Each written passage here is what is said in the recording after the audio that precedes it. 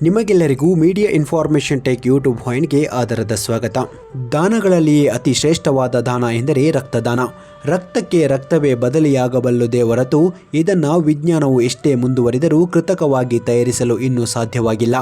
ಈ ಮಹಾದಾನವನ್ನು ವರ್ಷಕ್ಕೊಮ್ಮೆಯಾದರೂ ಮಾಡುವ ಮೂಲಕ ಕೇವಲ ಅಮೂಲ್ಯ ಜೀವ ಉಳಿಸಿದ ಧನ್ಯತೆ ಭಾವ ಮಾತ್ರವಲ್ಲ, ಆರೋಗ್ಯಕರ ಪ್ರಯೋಜನಗಳನ್ನು ನೀವು ಪಡೆಯಬಹುದು. ಹಾಗಾದರೆ ನೀವು ರಕ್ತದಾನ ಮಾಡಬೇಕಾದರೆ ಏನು ಮಾಡಬೇಕು ಹಾಗೂ ರಕ್ತದಾನ ಮಾಡಲು ಮಾನದಂಡಗಳು ಯಾವುವು ಎಂಬುದನ್ನು ನಾವು ನಿಮಗೆ ಇಲ್ಲಿ ತಿಳಿಸಿಕೊಡಲಿದ್ದೇವೆ.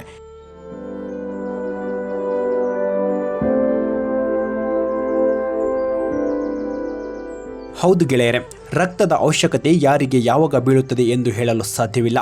ಪ್ರತಿ ಕ್ಷಣಕ್ಕೂ ನಮ್ಮ ಆಸುಪಾಸಿನಲ್ಲಿಯೇ ಯಾರಿಗಾದರೂ ರಕ್ತದ ಅವಶ್ಯಕತೆ ಎದುರಾಗುತ್ತಲೇ ಇರುತ್ತದೆ. ಜನಸಂಖ್ಯೆ ನಿಬಿಡವಾಗುವುದು ಹೆಚ್ಚಾಗುತ್ತಿದ್ದಂತೆಯೇ ಅಪಘಾತಗಳು ಹೆಚ್ಚಾಗುತ್ತಿವೆ. ಆಸ್ಪತ್ರೆಯಲ್ಲಿ ದಾಖಲಾಗುವವರ ಸಂಖ್ಯೆಯು ಹೆಚ್ಚಾಗುತ್ತಿದೆ.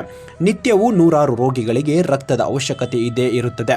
ರಕ್ತವನ್ನು ತಯಾರಿಸಲು ಸಾಧ್ಯವೇ ಇಲ್ಲ, ಕಾರಣ ದಾನಿಗಳಿಂದ ರಕ್ತವನ್ನು ಸಂಗ್ರಹಿಸಿ ರೋಗಿಗೆ ನೀಡಬೇಕಾಗುತ್ತದೆ. ಇದೆಲ್ಲವೂ ಸರಿ, ಆದರೆ ಈ ರಕ್ತವು ಎಲ್ಲೂ ಕಳ್ಳ ಸಂತೆಯಲ್ಲಿ ಮಾರಾಟವಾಗದಿದ್ದರೆ ಸಾಕು. ಇದೇ ನಮ್ಮೆಲ್ಲರ ಕೋರಿಕೆ. ಅಂದಹಾಗೆ ರಕ್ತವನ್ನು ಯಾರು ನೀಡಬಹುದು? ಹಾಗಾದರೆ ನೀವು ರಕ್ತವನ್ನು ನೀಡಲು ಕನಿಷ್ಠ ಪಕ್ಷ 45 kg ಇದ್ದು 18ರಿಂದ 65 ವಯಸ್ಸಿನವರಾಗಿರಬೇಕು ಮತ್ತು ನಿಮ್ಮ ಹಿಮೋಗ್ಲೋಬಿನ್ ಮಟ್ಟವು ಕನಿಷ್ಠ ಪಕ್ಷ 12.5 g/dl ಇರಬೇಕು ಹಾಗೂ ದಾನಿಯು ಯಾವುದೇ ದೀರ್ಘಕಾಲದ ಕಾಯಿಲೆಗಳು ಮತ್ತು ಇತ್ತೀಚಿನ ಸೋಂಕುಗಳಿಂದ ಮುಕ್ತರಾಗಿರಬೇಕು. ಅಂದಹಾಗೆ ರಕ್ತವನ್ನು ಪಡೆದ ಹಾಗೆ ರೋಗಿಗೆ ನೀಡಲು ಸಾಧ್ಯವಿಲ್ಲ. ಮೊದಲು ರಕ್ತವನ್ನು ಶುದ್ಧೀಕರಣಗೊಂಡು ಸಂಸ್ಕರಿಸಿ ರೋಗಿಗೆ ನೀಡಲು ಯೋಗ್ಯ ಎಂದು ಪ್ರಯೋಗಾಲಯಗಳು ಮೂಲಕ ಖಚಿತಪಡಿಸಿದ ಬಳಿಕವೇ ಸೂಕ್ತ ಸಂಗ್ರಹ ಸಾಮಗ್ರಿಯ ಮೂಲಕ ಹಾಗೂ ಅವಶ್ಯಕ ತಾಪಮಾನವನ್ನು ಕಾಯ್ದುಕೊಂಡು ಇರುವ ವ್ಯವಸ್ಥೆಯ ಬಳಿಕವೇ ರೋಗಿಗೆ ನೀಡಲಾಗುತ್ತದೆ. ಈ ಕೆಲಸವನ್ನು ರಕ್ತ ಸಂಗ್ರಹಾಲಯದ ಅಥವಾ ಬ್ಲಡ್ ಬ್ಯಾಂಕ್ ನಿರ್ವಹಿಸುತ್ತದೆ. ಹಾಗಾಗಿ ದಾನಿ ತಾನು ಓರ್ವ ರೋಗಿಗೆ ರಕ್ತ ನೀಡಲು ಮುಂದಾದರೂ ಈತನಿಂದ ಸಂಗ್ರಹಿಸಲ್ಪಟ್ಟ ರಕ್ತವನ್ನು ನೇರವಾಗಿ ಕೊಡಲಾಗುವುದಿಲ್ಲ. ಬದಲಿಗೆ ಸಂಗ್ರಹಿಸಿದ ರಕ್ತವನ್ನು ಬ್ಲಡ್ ಬ್ಯಾಂಕಿಗೆ ನೀಡಿ ಅಲ್ಲಿಂದ ರೋಗಿಯ ರಕ್ತದ ಗುಂಪಿಗೆ ಸೇರಿದ ರಕ್ತವನ್ನು ಪಡೆದುಕೊಂಡು ಬರಬೇಕಾಗುತ್ತದೆ. ರಕ್ತದಾನವನ್ನು ಉತ್ತಮ ಆರೋಗ್ಯ ಮತ್ತು ದೇಹದ ತೂಕದ ಇರುವ ವ್ಯಕ್ತಿಗಳು ಮಾಡಬಹುದು. ವೃದ್ಧರು, ಸೋಂಕುಕಾರಕ ಕಾಯಿಲೆ ಇರುವವರು, ಮಧುಮೇಹಿಗಳು, ಮದ್ಯ ಅಥವಾ ಮಾದಕ ವ್ಯಸನಿಗಳು, ಗರ್ಭಿಣಿಯರು ಮೊದಲಾದವರಿಂದ ರಕ್ತವನ್ನು ಪಡೆದುಕೊಳ್ಳಲಾಗುವುದಿಲ್ಲ. ರಕ್ತದಾನ ಮಾಡಲು ಸಮರ್ಥ ಇರುವವರು ಎಲ್ಲರನ್ನ ರಕ್ತದಾನಿಗಳೆಂದು ಕರೆಯಬಹುದು. ಆದರೆ ಸಾಮಾನ್ಯವಾಗಿ ಸ್ವ ಇಚ್ಛೆಯಿಂದ ರಕ್ತದಾನ ಮಾಡಲು ಮುಂದಾಗುವವರ ಸಂಖ್ಯೆ ಅತಿ ಕಡಿಮೆ. ವ್ಯಾಪಕ ಹಾಗೂ ಮಾಹಿತಿಗಳ ಮೂಲಕ ಇಂದು ಭಾರತಾದ್ಯಂತ ನೂರಾರು ಬ್ಲಡ್ ಬ್ಯಾಂಕ್ಗಳಿವೆ ಹಾಗೂ ಲಕ್ಷಾಂತರ ಜನರು ತಮ್ಮನ್ನು ಯಾವಾಗ ಬೇಕಾದರೂ ಕರೆಯಬಹುದು ಎಂಬ ಕರಾರಿನೊಂದಿಗೆ ನಮೂದಿಸಿಕೊಂಡಿದ್ದಾರೆ. ಆದರೆ ಹೆಚ್ಚಿನವರು ರಕ್ತದಾನ ಮಾಡಲು ಅರ್ಹರಿದ್ದರೂ ಹಿಂದೇಟು ಹಾಕುತ್ತಿದ್ದಾರೆ. ಇದಕ್ಕೆ ಇವರು ನೀಡುವ ಕಾರಣಗಳು ಎಂದರೆ, ತನಗೆ ರಕ್ತ ಇಲ್ಲ, ನಾನು ಹೇಗೆ ಕೊಡಬಹುದು, ನನಗೆ ಸುಸ್ತಾಗುತ್ತಿದೆ, ಅಗತ್ಯ ಬಂದಾಗ ಕೊಡುವೆ ಇತ್ಯಾದಿ. ಆದರೆ ರಕ್ತದಾನದ ಮೂಲಕ ದೇಹದ ಅಷ್ಟು ರಕ್ತವನ್ನು ತೆಗೆದುಕೊಳ್ಳಲಾಗುವುದಿಲ್ಲ. ಬದಲಿಗೆ ಗರಿಷ್ಠ ಅಂದರೆ 470 ಮಿಲಿಲೀಟರ್ ಮಾತ್ರ ತೆಗೆದುಕೊಳ್ಳಲಾಗುತ್ತದೆ. ರಕ್ತದಾನದ ತಕ್ಷಣವೇ ಸುಸ್ತು ಎದುರಾಗಬಹುದಾದರೂ ಮುಂದಿನ 2 ಗಂಟೆಗಳಲ್ಲಿ ಚೇತರಿಕೆ ಕಾಣಿಸಿಕೊಳ್ಳುತ್ತದೆ. ಒಂದೇ ದಿನದಲ್ಲಿ ರಕ್ತದ ಪ್ರಮಾಣವನ್ನು ದೇಹ ಉತ್ಪಾದಿಸಬಹುದಾದರೂ ಮೊದಲಿನಷ್ಟು ಒಟ್ಟಾರೆ ಕೆಂಪು ರಕ್ತ ಕಣಗಳ ಉತ್ಪಾದನೆಯಾಗಬೇಕಾದರೆ 10ರಿಂದ 12 ವಾರ ಬೇಕು. ಈ ಪ್ರಕಾರ ಪ್ರತಿ 3 ತಿಂಗಳಿಗೊಮ್ಮೆ ರಕ್ತದಾನ ಮಾಡಬಹುದು. ಆದರೆ ವೈದ್ಯರು 3 ತಿಂಗಳಿಗೊಮ್ಮೆ ಬೇಡ, ವರ್ಷಕ್ಕೊಮ್ಮೆಯಾದರೂ ರಕ್ತದಾನ ಮಾಡಿ. ಇದರಿಂದ ಅಮೂಲ್ಯ ಜೀವ ಉಳಿಸಲು ನೆರವಾಗುತ್ತದೆ, ಜೊತೆಗೆ ನಿಮಗೂ ಕೆಲವೊಂದು ಪ್ರಯೋಜನಗಳು ದೊರಕುತ್ತದೆ ಎಂದು ವಿವರಿಸುತ್ತಾರೆ. ಹೊಸ ರಕ್ತ ಕಣಗಳ ಉತ್ಪಾದನೆ ಮತ್ತು ಶುದ್ಧೀಕರಣ. ರಕ್ತದಾನ ಮಾಡಿದ ಬಳಿಕ ದೇಹದಲ್ಲಿ ರಕ್ತದ ಕೊರತೆಯನ್ನು ಪರಿಗಣಿಸುವ ದೇಹ ತಕ್ಷಣವೇ ಹೊಸ ರಕ್ತ ಕಣಗಳ ಉತ್ಪಾದನೆಗೆ ಕ್ರಮಗಳನ್ನು ಕೈಗೊಳ್ಳುತ್ತದೆ. ಇದುವರೆಗೆ ನಿಧಾನವಾಗಿ ನಡೆಯುತ್ತಿದ್ದ ಹೊಸ ರಕ್ತ ಕಣದ ಉತ್ಪಾದನೆಗೆ ಈಗ ಚುರುಕು ಬರುತ್ತದೆ. ರಕ್ತ ಉತ್ಪಾದನೆಯಾಗುವುದು ನಮ್ಮ ಅಸ್ಥಿಮಂಜಗಳಲ್ಲಿ. ರಕ್ತದಾನದ ಬಳಿಕ ಈ ಅಂಗಗಳಿಗೂ ಹೆಚ್ಚಿನ ಕಾರ್ಯನಿರ್ವಹಿಸಬೇಕಾದ ಅವಶ್ಯಕತೆ ಎದುರಾಗುವ ಮೂಲಕ ಪೂರ್ಣ ಕ್ಷಮತೆಯಲ್ಲಿ ಕೆಂಪು ರಕ್ತ ಕಣಗಳನ್ನು ಉತ್ಪಾದಿಸಲ್ಪಡುತ್ತದೆ. ತನ್ನ ಮೂಲಕ ಈ ಅಂಗಗಳಿಗೂ ಮರು ಚೈತನ್ಯ ಪಡೆಯುತ್ತವೆ ಹಾಗೂ ಹೊಸ ರಕ್ತ ಕಣಗಳನ್ನು ಉತ್ಪಾದಿಸುತ್ತವೆ. ಈ ಕ್ರಿಯೆಗೆ ಚುರುಕು ಬರುತ್ತಿದ್ದಂತೆಯೇ ರಕ್ತದಲ್ಲಿದ್ದ ಮಲಿನ ಪದಾರ್ಥಗಳು ಹೊರಹಾಕಿ ಆ ಸ್ಥಳದಲ್ಲಿ ಹೊಸ ರಕ್ತ ಕಣಗಳನ್ನು ಪಡೆಯಲು ಚಾಲನೆ ದೊರಕುತ್ತದೆ. ಈ ಮೂಲಕ ರಕ್ತ ಶುದ್ಧೀಕರಣಗೊಳ್ಳುತ್ತದೆ.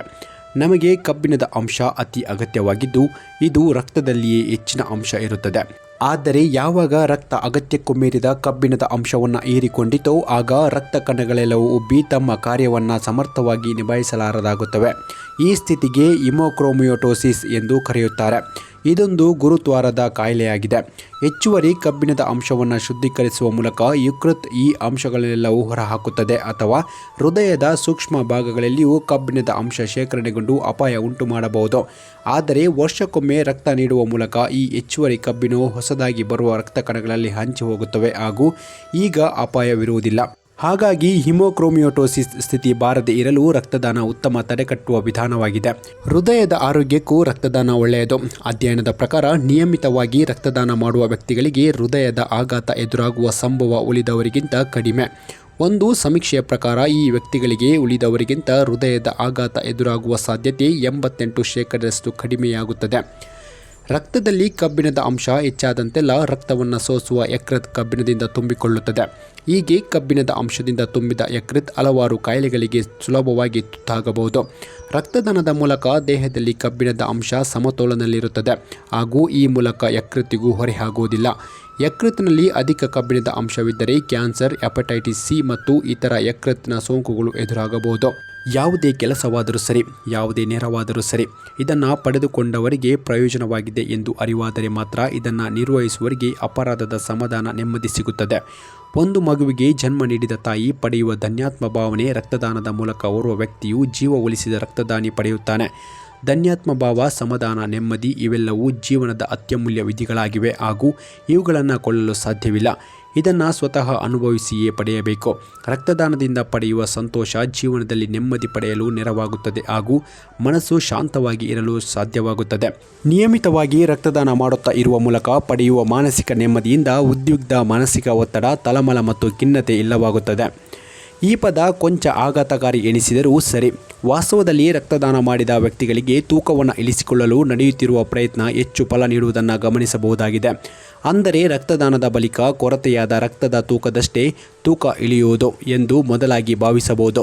ಆದರೆ ವಾಸ್ತವದಲ್ಲಿ ಈ ಪ್ರಮಾಣದ ರಕ್ತವನ್ನು ದೇಹ ಒಂದೇ ದಿನದಲ್ಲಿ ಉತ್ಪತ್ತಿ ಮಾಡುತ್ತದೆ. ವಾಸ್ತವದಲ್ಲಿ ರಕ್ತದಾನ ಮಾಡುವಾಗ ರಕ್ತವನ್ನು ದೂಡಿಕೊಡಲು ದೇಹ ಸುಮಾರು 650 ಕ್ಯಾಲೋರಿಗಳಷ್ಟು ದಹಿಸಬೇಕಾಗುತ್ತದೆ. ಅಷ್ಟೇ ಕ್ಯಾಲೋರಿಗಳನ್ನು ದಹಿಸಲು ಆರೋಗ್ಯಕರ ವ್ಯಕ್ತಿ 3 ಗಂಟೆ ಸತತವಾಗಿ ಓಡಬೇಕಾಗುತ್ತದೆ. ಅಲ್ಲದೆ ಹೊಸ ರಕ್ತ ನಿರ್ಮಿಸಲು ದೇಹ ಸಂಗ್ರಹದಲ್ಲಿದ್ದ ಕೊಬ್ಬನ್ನು ಬಳಸಿಕೊಳ್ಳುತ್ತದೆ. ಈ ಮೂಲಕವೂ ತೂಕ ಇಳಿಕೆಯಾಗುವ ಸಾಧ್ಯತೆ ಇದೆ. ಕೆಲವು ಕಾಯಿಲೆಗಳು ನಮ್ಮಲ್ಲಿದ್ದರೂ ಇದರ ಪರಿಣಾಮ ಅಷ್ಟೇನೂ ಗಂಭೀರವಲ್ಲ ಎನಿಸಿದರೆ ದೇಹ ಇದರ ಇರುವಿಕೆಯನ್ನು ತೋರ್ಪಡಿಸುವುದಿಲ್ಲ. ಉದಾಹರಣೆಗೆ ಮೂತ್ರಪಿಂಡದ ಕಲ್ಲುಗಳು ಪ್ರತಿಯೊಬ್ಬರಲ್ಲಿಯೂ ಇದ್ದೇ ಇರುತ್ತದೆ. ಆದರೆ ನಿರ್ಲಕ್ಷ್ಯ ಮಾಡಿದಷ್ಟು ಚಿಕ್ಕ ಮತ್ತು ನಿರಪಾಯಕಾರಿಯಾದವು. ಒಂದು ವೇಳೆ ನೀವು ದೊಡ್ಡದಾಗಿ ಇನ್ನೇನು ನೋವು ಕೊಡುವ ಹಂತದಲ್ಲಿದೆ ಎಂದು ಬೇರೊಂದು ವಿಧಾನದಿಂದ ತಿಳಿದು ಬಂದರೆ ತಕ್ಷಣವೇ ಚಿಕಿತ್ಸೆ ಪ್ರಾರಂಭಿಸಿ. ಇದು ಇನ್ನಷ್ಟು ದೊಡ್ಡದಾಗದಂತೆ ಹಾಗೂ ಈಗಿರುವುದನ್ನು ನಿವಾರಿಸಲು ಸುಲಭವಾಗುತ್ತದೆ. ಇದೇ ಕ್ರಮದಲ್ಲಿ ರಕ್ತದಾನ ಸಮಯದಲ್ಲಿ ನಡೆಯುವ ಕಡ್ಡಾಯ ಪರೀಕ್ಷೆಗಳಲ್ಲಿ ವ್ಯಕ್ತಿಯ ಗಮನಕ್ಕೆ ಬಾರದ ಯಾವುದೋ ಕಾಯಿಲೆ ಇದ್ದರೆ ಇದು ಉಲ್ಬಣಗೊಳ್ಳುವ ಮುನ್ನವೇ ಪ್ರಕಟಗೊಳ್ಳುತ್ತದೆ. ರಕ್ತ ಪರೀಕ್ಷೆಯ ವಿವರಗಳನ್ನು ಪರಿಶೀಲಿಸಿದ ಬಳಿಕವೇ ಈ ರಕ್ತದಾನ ಮಾಡಲು ಯೋಗ್ಯವೇ ಅಥವಾ ಅಲ್ಲವೇ ಎಂದು ವೈದ್ಯರು ನಿರ್ಧರಿಸುತ್ತಾರೆ. ಹಾಗಾಗಿ ವರ್ಷಕ್ಕೊಮ್ಮೆಯಾದರೂ ರಕ್ತದಾನ ಮಾಡುವ ಮೂಲಕ ತನ್ನ ಆರೋಗ್ಯದಲ್ಲಿ ಏನಾದರೂ ತೊಂದರೆ ಇದೆಯೇ ಹಾಗೂ ಇದ್ದರೆ ಇದಕ್ಕೆ ಕೈಗೊಳ್ಳಬೇಕಾದ ಕ್ರಮವನ್ನು ಸೂಕ್ತ ಸಮಯದಲ್ಲಿ ತೆಗೆದುಕೊಳ್ಳಲು ಸಾಧ್ಯವಾಗುತ್ತದೆ. ರಕ್ತದಾನದಿಂದ ಯಾವುದೇ ತೊಂದರೆಗಳಿಲ್ಲ ಎಂಬುದನ್ನು ನಮ್ಮ ಹಿಂದೂ ಪುರಾಣಗಳು ಉಲ್ಲೇಖ ಮಾಡಿದೆ. ಅದನ್ನೇ ವಿಜ್ಞಾನವು ಪ್ರತಿಪಾದಿಸುತ್ತದೆ ಕೂಡ. ಮಾಹಿತಿಯನ್ನು ಸೂಕ್ತವಾದ ಪುಸ್ತಕಗಳು ಹಾಗೂ ವೈದ್ಯಕೀಯ ಬೆಂಬಲವನ್ನು ಪಡೆದುಕೊಂಡು ಮಾಡಲಾಗಿದೆ. ಮಾಹಿತಿ ಇಷ್ಟವಾದರೆ ನಮ್ಮ ಚಾನಲನ್ನು ಬೆಂಬಲಿಸಿ ಎನ್ನುತ್ತಾ ಈ ಸಂಚಿಕೆಯನ್ನು ಇಲ್ಲಿಗೆ ಮುಗಿಸುತ್ತೇನೆ. ಇನ್ನೊಂದು ಹೊಸ ಅಧ್ಯಾಯದೊಂದಿಗೆ ನಿಮ್ಮ ಜೊತೆಯಾಗುತ್ತೇನೆ. ಅಲ್ಲಿಯವರೆಗೂ ನಿಮಗೆಲ್ಲರಿಗೂ ಶುಭವಾಗಲಿ. ಜೈ ಹಿಂದ್, ಜೈ ಭಾರತ್ ಮಾತೆ.